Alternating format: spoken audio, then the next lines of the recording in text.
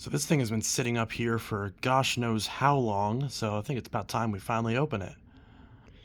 So this is interesting because this machine is obviously packaged significantly differently than the modern ones. They still make this exact machine. But this one is pretty old. So I'm not really sure if this is considered NOS or not. I mean, I'm actually going to use it, so it doesn't really matter, because I don't usually collect spot cleaners. But, yeah, 1400-7, if that means anything. Now, I bought this on eBay at the same time, actually, that I bought my ProHeat Spot Clean that died a couple years ago after I had it for about 2 years. And it didn't die, but it stopped spraying. For some reason, every Bissell I have, it eventually stops spraying. I don't know why. It's really dumb, but I bought this at the same time, and I just kind of stashed it away, figuring, oh, well, I'll go ahead and keep it, and on the off chance that my other one fails, I have this one. And that's what happened. So, this was supposed to be, I think it was listed as not brand new per se, but like open box from what I remember. So it's not supposed to have been used, but it has been opened. So we've got, this is obviously not a proper unboxing, it's not actually new, but we've got this clip of some kind. Then we've got what I assume is the little brush, which does appear to be new. Doesn't appear to have been used at all, so that's good. And I mean, this is pretty inconspicuous, I suppose. Just pull this out, and that's it. No manual or anything, unless it's in here. Yeah, no. So I guess they lost the manual. So yeah, probably the quickest, most boring unboxing video you could possibly see. But it does appear to be new. Bissell Little Green. And when was this from?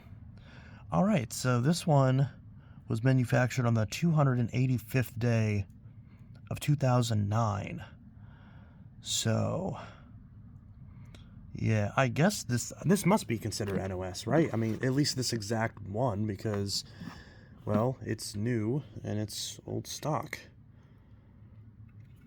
But I guess it wasn't new, because I guess the previous guy opened it but just never used it. I don't know. It probably doesn't matter what this is actually called. But regardless, we've got a cord hook, which actually kind of reminds me of the cord hook on my liftoff in terms of the shape.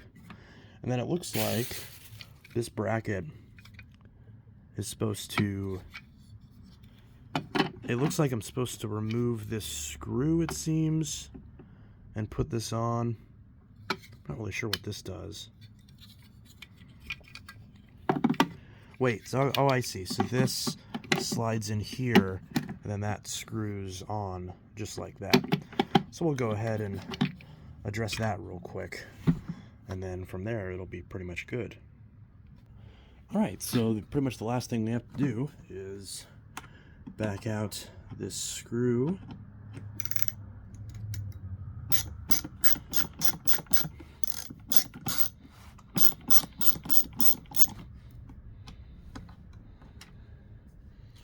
And put this on, kind of hold it in place, and then try to put this screw in without dropping it.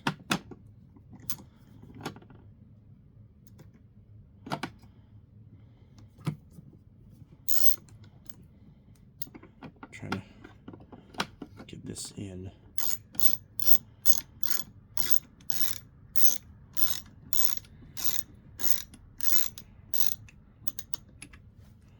There we go.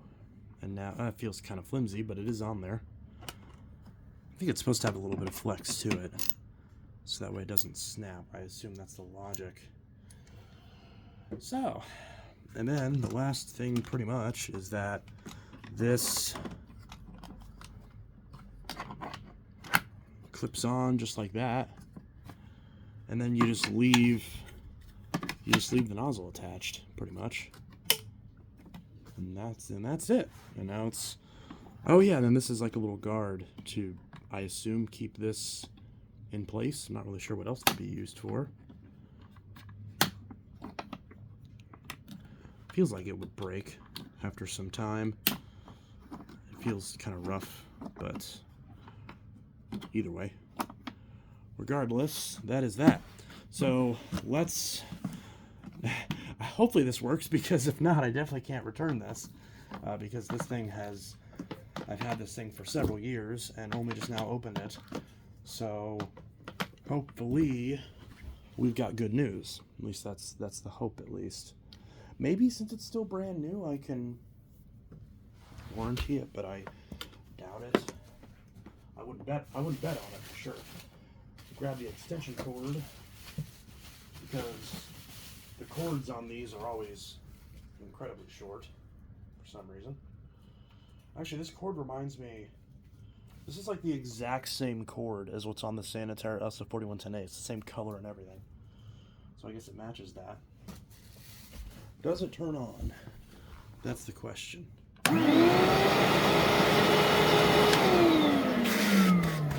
Yep, turns on, has suction, so it should be good. Let's see, so this, okay, that's got a gasket. It says full. I assume this is the dirty water tank. Be my assumption. It's got some kind of float valve in there, so I assume that's the dirty water tank. I could probably download the PDF manual from Bissell's website, because it would be identical for the current model. It's sort of the same color and everything. Might even be the same model number. Maybe a different sub number. Maybe it's 1400-10 or something instead of 7. Who knows? And then this, oh, this just pops straight up. Okay, I was trying to break it. And then that's where you fill it. Oh, I see. So it's got a handy little thing. So you fill it up there with formula and the rest with water. So that seems simple enough. That just slides on with friction. So can't go wrong with that. So I guess the question is now is we'll use it and see. Now, I'm not sure if I'm going to do too many videos on this, but I'm going to try to do a full review on it at some point, hopefully before it dies, because like every other Bissell, I just didn't review it because I was just outright using it and just forgot to do the review, and then the thing broke. So hopefully this is better. It's literally the simplest possible thing that Bissell can make. So if this thing fails, then yeah, I mean, all bets are off, because even the ProHeat Spot Clean failed. Again, not sure why. It just wouldn't dispense solution or water or anything anymore. So it would still suction, but it wouldn't push out anything. So I don't know what the deal is. I've had 3 Bissell carpet cleaners all fail. I've had the one ProHeat Spot Clean also fail. So I'm not sure if like the heating element is warping like the lines in some way, and that's making it not do it. I don't know, but something's not working. This, to my knowledge, doesn't have any sort of heating technology, which I do like having that technology. It does help, but maybe that's the solution to make it not break. Who knows? Anyways, so that's that. Who knows? I might try to give the ProHeats another try, but I'm not really holding my breath. It's not really, because I need to get a new carpet cleaner. Because I took my Hoover to work, and now it's really dirty, and I don't really want to bring it back home and use it on my carpet. I forgot it was plugged in. I want to get something new. So we'll see what happens with that. Anyways, so that's that. This is Intellitech Studios signing out with a super quick unboxing.